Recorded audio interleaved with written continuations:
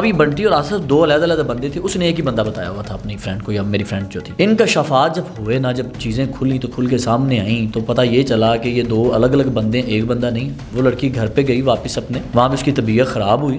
तबीयत ख़राब होने के बाद डॉक्टर के पास गए तो डॉक्टर को शक हुआ। डॉक्टर के पास एक लेडी डॉक्टर थी, उन्होंने कहा इसका चेकअप करें। तो लेडी डॉक्टर ने बताया आपकी बेटी प्रेग्नेंट है। तो यहाँ पे उसकी माँ ने जो है मेरी फ्रेंड को कॉल करके कहा कि तुम धंधा करती हो हॉस्टल में, मेरी बच्ची को मतलब प्रेग्नेंट कैसे हो गई, ये तो अनमैरिड थी, ये है वो, इस तरह की बात है।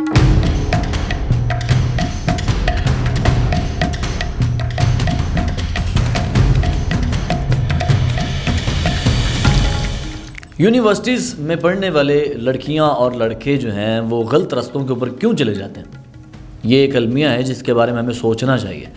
मैं हूं मीर नवीद, आप देख रहे हैं विजन वाइब। बात करेंगे इस टॉपिक के हवाले से। गांव से आए हुए बच्चियां बच्चे, वो कहते हैं ना कि शहर में पढ़ने वाले अक्सर बच्चे भूल गए किसकी माँ ने किसके लिए कितना जेवर बेचा है।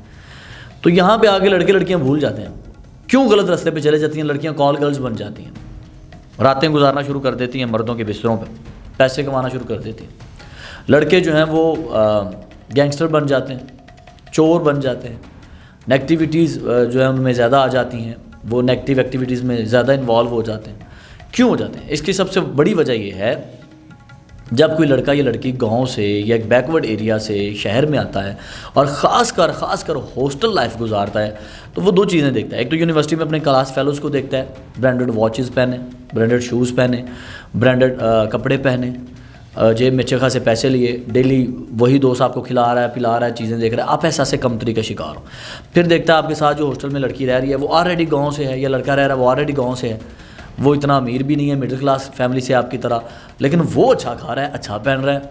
आप पूछती हैं उस लड़की से कि आप कहाँ से कमा रही हो, फिर वो कहती है जी बंदे फंसाओ या नाइटों पर जाओ। ठीक है, किसी को क्या पता कि क्या हो रहा है, वहाँ तो हो ही जाना है। तो सबको पता है मॉडर्न लड़की मतलब कभी ना कभी कुछ हो जाता होता है, तो किसी को क्या पता है वर्जिनिटी रहती कि नहीं रहती, आप जो कुंवारापन रहता है कि नहीं रहता, आप करें। तो फिर लड़कियां माहिल होती हैं, ठीक है, पैसा कमाने के लिए। फिर इस लड़कों से पूछा जाता है यार कहाँ से इतना महंगा सिगरेट पी लेते हो, कहाँ से ये याशी कर लेते हो यार, ये तुमने ये। फिर वो कहता है भाई, मैं बड़ा एक गंदा सा लफ्ज़ यूज़ करने लगा हूँ लेकिन ये हकीकत है कि भाई आंटी रखी हुई है, भाई वो पैसे देती है, ठीक है। या वो फिर कहता है कि भाई ये काम है ऑनलाइन, ये करना है।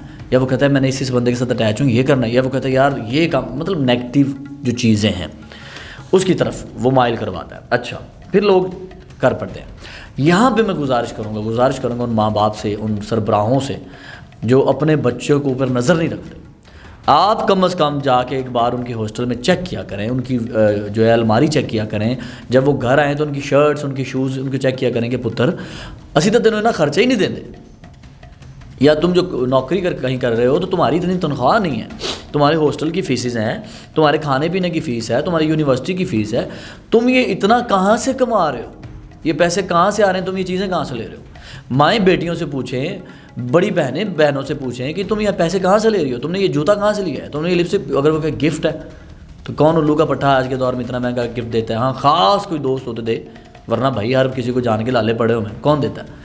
तो ये एक चीज़ लम्हा फ़िक्रिया है जी, इसको आपने ज़रूर देखना है, पूछगछ करनी है, वरना नई नस्ल जिस तेज़ी से तबाह हो रही है ना, मेरा नहीं ख्याल कि ये नस्ल दोबारा सुधर पाएगी।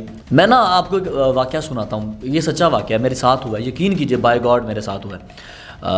मैं अब नाम तो खैर सच्चे नहीं लूँगा, अगर वो लड़कियाँ देख भी नहीं हैं जिनके साथ ये वाक़या या वो लड़का देख रहा है तो यकीनन वो समझ जाएंगे मैं किन की बात कर रहा हूँ। मैं नाम लेकिन फ़र्ज़ी लूँगा, चलिए नाम लेते ही नहीं है। कि एक मतलब एक इस तरह की कंपनी थी, उसमें मेरी कुलीग थी, तो उनकी एक फ्रेंड थी, तो वो मुझे कह रही थी कि यार इनको ना शोबिस का शौक़ है, तो आप ऑलरेडी मीडिया से हैं, शोबिस से हैं, तो आप इनको सिखाएं, कुछ मोटिवेट करें, कुछ बताएं।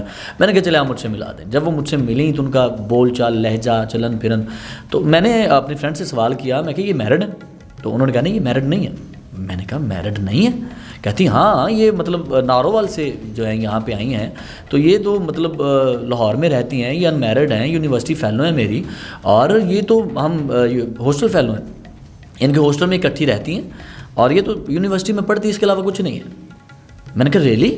कहते यस। मैंने अपनी ना फ्रेंड के एग्जाम, क्योंकि आदतन मीडिया पर्सन होने की वो एक अंदर से जो एक चीज़ थी वो मुझे तंग कर रही थी, मैंने उससे कहा, मैंने कहा अच्छा ऐसा करो, वो जो मेरे अंदर की डिटेक्टिव था वो जागा, मैंने कहा इसकी तुमने ना ड्रॉज चेक करने हैं, इसकी अलमारी चेक करनी है, देखने किस तरह की चीज़ें पड़ी हुई हैं। उसने बताया, मुझे देखा, उसने कहा यार बड़े एक्सपेंसिव चीज़ें भी पड़ी हुई हैं, गिफ्ट भी पड़े हुए हैं। तो मैंने कहा इसकी रूटीन क्या है? कहती रूटीन क्या, कब अक्सर निकल जाती है, अक्सर रात को मतलब 12 बजे हॉस्टल बंद होता है तो 11 साढ़े 11, कभी कभी तो ये 12 के बिल्कुल 1 आध मिनट रहता है गेट बंद होने में, तब आती है। तो कभी कभी किसी रात नहीं आती तो कह देती है जी मैं फ़लाँ जगह पे फंस गई हूँ, ये वो इस तरह की चीज़ें भी हो जाती। मैंने कहा अच्छा खैर वो बात होती होती ना, मैंने कहा इसके ऊपर नज़र रखनी है। तो मैंने उनसे ना जो है बात करना शुरू की, 1-2 मीटिंग्स और हुई। मैंने उनसे कुछ बातें पूछी। उन्होंने कहा जी ये असल में मैं किसी से प्यार करती हूँ, यहाँ पे एक लड़का है तो मुझे वो अक्सर ये गिफ्ट वगैरह देता है। मैं तो खुद एक मिडिल क्लास फैमिली से हूँ। मैंने कहा अच्छा उस लड़के का नाम क्या है? मैंने बातों बातों मैंने कहा कभी मिलवा ही दें। उसने उस लड़के को बुला लिया। वो लड़का जो था वो एक फ़र्नीचर की दुकान के ऊपर काम करता था, ठीक है। वो फर्नीचर की दुकान के ऊपर काम करता था और एक मज़दूर था, ऑलरेडी मैरिड भी था, उसके बच्चे भी थे। पता नहीं डिवोर्स हो गया था नहीं, ये मैंने नहीं पूछा, लेकिन बच्चे थे और ऑलरेडी वो बंदा मैरिड था। अच्छा जब मैंने उससे बंदे से मिला, मैंने उससे उसके पर्सनल नंबर भी ले लिया। मैं ना उसकी दुकान पे जाके भी उससे मिला, मैंने उसका रहन सहन देखा, उसकी ड्रेसिंग देखी। मैंने अंदाज़ा लगाया ये बंदा 2 वक्त की रोटी पर मुश्किल पूरी करता होगा, तो ये इस तरह के काम नहीं कर सकता। उसने जो नाम बताए हुए थे ना, उसने एक नाम फॉर एग्ज़ाम्पल बताया हुआ था जी, फॉर एग्ज़ाम्पल जी जमाल या कमाल या कोई भी नाम आप ले लें जी, आसफ़ ले लें जी, चले आसफ़ जी एक बंदा है तो निक नेम जी उसका जो है जी बंटी है या उसका कुछ भी आप ले लें। तो अभी बंटी और आसफ़ 2 अलग-अलग बंदे थे, उसने एक ही बंदा बताया हुआ था अपनी फ्रेंड को या मेरी फ्रेंड जो थी।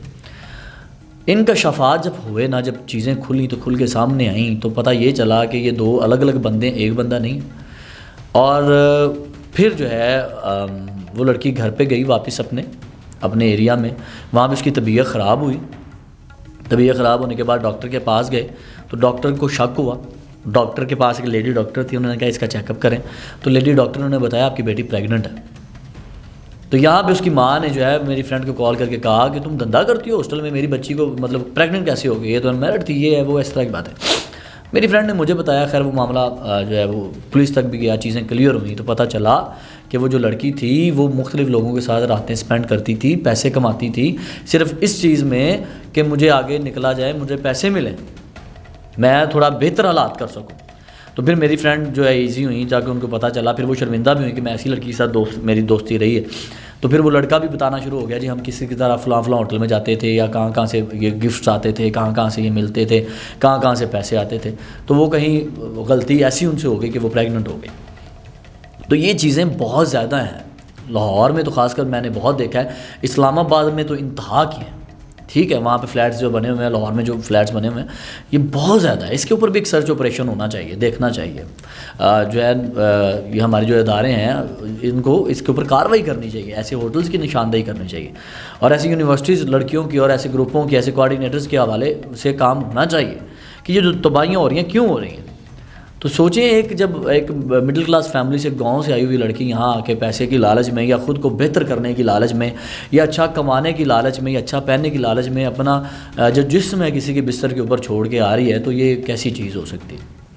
तो ऐसे ये बहुत ज़्यादा अपने इर्द गिर्द के माहौल पे आप नज़र रखा करें। आपकी फ्रेंड लिस्ट में ऐसे लोग होंगे जिनको आप समझा सकते हैं, अगर वो ऐसा कर रहे हैं तो आप उनको बचाएँ जितना वो बच सकते हैं। तो मेरा ख़्याल है कि ये चीज़ें जो है ना इंतहाई गलत हैं। और सिर्फ एक यही वाक़या नहीं, मेरी ज़िंदगी में ऐसे वाक़यात की भरमार है जो मेरे साथ, जो मेरे देखने में आए हैं, जो मेरे दोस्तों के साथ गुजरे हैं, जो मैंने जिनको जजमेंट किया हुआ है। तो ये कई वाक़यात हैं। स्कूल के लड़कियां जब आती हैं, स्कूल के लड़के, तो उनका काम ही यही है, या तो यूनियंस में शामिल हो जाते हैं लड़के, तोड़ फोड़ करके पैसे कमाते हैं, या कोई नशा बेचना शुरू हो जाते हैं, या किसी ऐसी, जो मैंने एक लफ्ज़ इस्तेमाल किया आंटियों वाला, कि ऐसी औरतों के साथ जिस्मानी रिलेशन बना लेते हैं जो उनको पैसे प्रोवाइड करती हैं, ठीक है, जिनको शौक़ होता है नए नए मर्द आजमाने का।